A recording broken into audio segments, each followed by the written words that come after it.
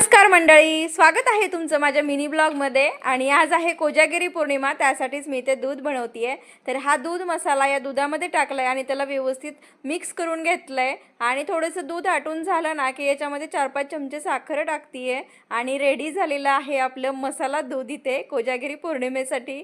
तर आज ना आम्ही घरातच इथे थांबलोय, कारण छतावरती पण नाही गेलो. आता खूप अंधार झालाय, त्यामुळे म्हटलं जाऊ द्या. आणि चंद्र वगैरे काय याच्यात बघितला नाही. आणि हा जो व्हिडिओ आहे ना, मी बरेच म्हणजे कोजागिरी पौर्णिमेलाच व्हिडिओ शूट करून ठेवला होता. पण म्हटलं जाऊ द्या की आपल्या नवीन चॅनलवरती आपण काही गोडधोडापासूनच सुरुवात करूया.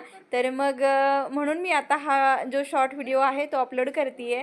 आणि माझ्या बाळाने ना छान अशी प्रतिक्रिया दिली आहे की खूप छान झालं हे दूध म्हणून. आणि यांना विचारलं तर हे पण म्हटले खूप छान झालं आहे.